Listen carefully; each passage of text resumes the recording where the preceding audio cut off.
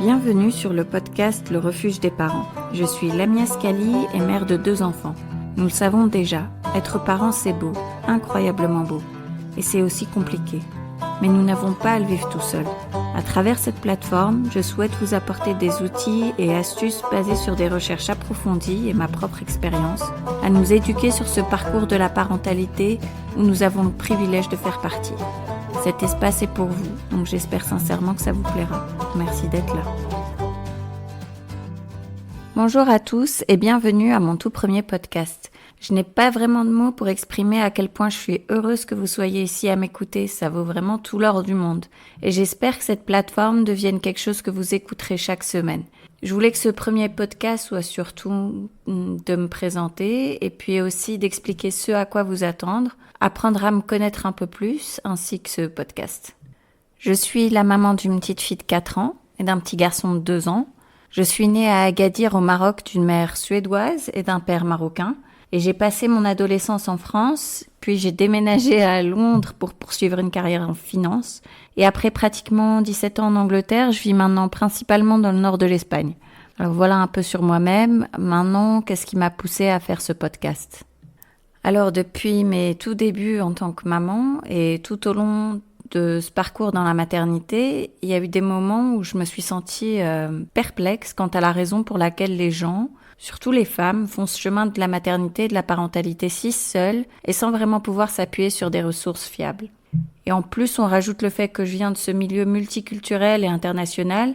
Du coup, je ne savais pas trop quoi penser de tout ça. Ce que je veux dire, c'est que tout le monde a un conseil à donner et qui diffère, des fois en complète contradiction dans tous les pays. Et puis vous lisez la recherche derrière ça et vous parlez avec des médecins et des professionnels.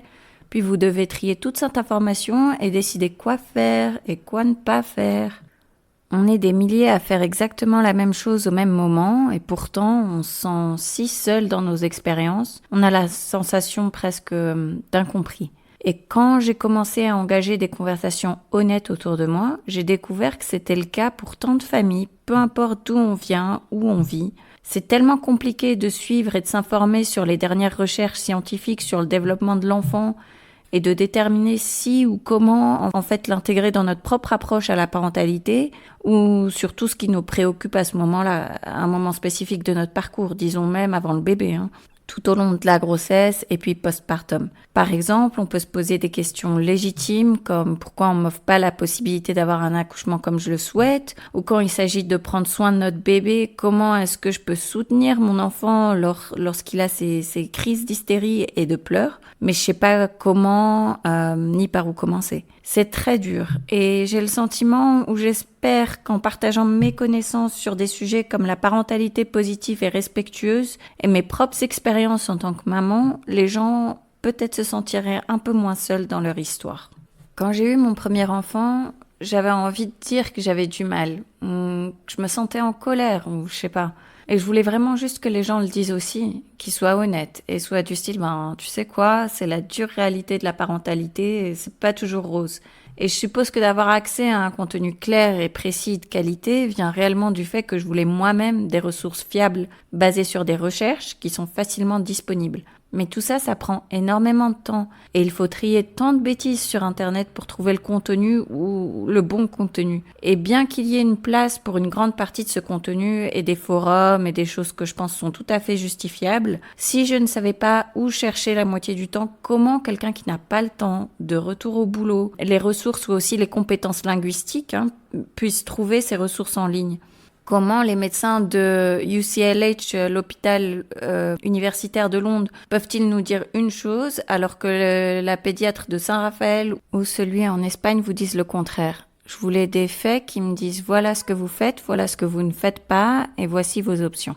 Alors pourquoi avoir choisi ce format ? Le podcast, on a besoin de nos 2 mains en tant que parents. Le podcast, c'est vraiment la possibilité d'atteindre tout le monde parce que c'est hyper accessible. Dans chacun de mes épisodes, j'espère pouvoir partager des choses comme comment appliquer une parentalité consciente et positive et être authentique et apprendre davantage sur le développement de l'enfance. Et j'espère également pouvoir ultérieurement aborder des sujets plus personnels pour les mères comme l'accouchement et le postpartum.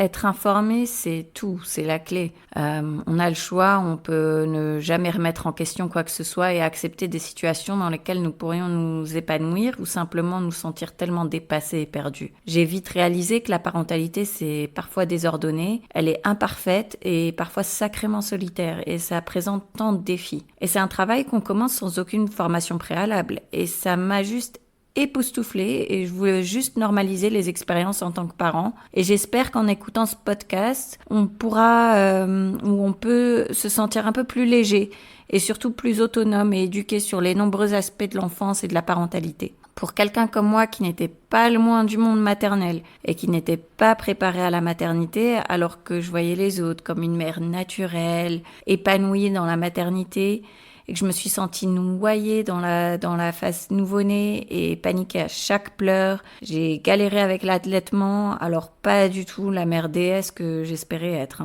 Et quand on dit que les jours sont longs, enfin en anglais on dit ça, les jours sont longs mais les années sont courtes, c'est tellement vrai. On cligne des yeux et tout d'un coup on est dans une phase différente. Et je me suis sentie tellement mal préparée pour les crises de colère de mon enfant, les effondrements, les parler mal de retour. Alors c'est vraiment pas une exagération de dire que l'approche de la parentalité bienveillante, positive, Rye en particulier, m'aide littéralement à transformer ma perspective et toutes les interactions que j'ai avec mes enfants. Je suis fière d'essayer de baser la relation que nous entretenons sur un respect mutuel.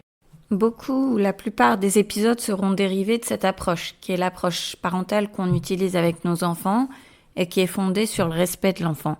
Je veux donc partager tout ce que j'ai appris grâce à ma propre expérience, toutes mes recherches, toutes mes lectures et écoutes depuis que je suis devenue maman. Mon propre objectif, c'est de sentir plus de facilité et de joie en tant que parent. Donc si partager quelques-uns de mes outils pour y parvenir peut aider au moins un parent, alors je suis plus que ravie.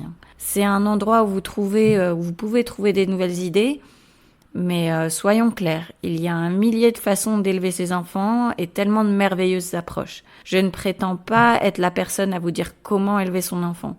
C'est aussi un travail continu pour tout le monde. J'espère que c'était assez clair et que ça vous donne une idée de ce à quoi vous attendre ici. Merci beaucoup pour votre écoute.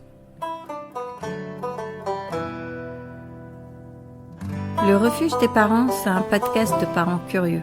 Vous pouvez l'écouter sur Spotify, Apple Podcasts et toutes les plateformes de podcast. Et si vous avez aimé cet épisode, n'hésitez pas à le partager, à laisser des commentaires, à mettre des étoiles. Vous pouvez aussi me contacter sur info@lerefugedesparents.com. À bientôt pour le prochain épisode.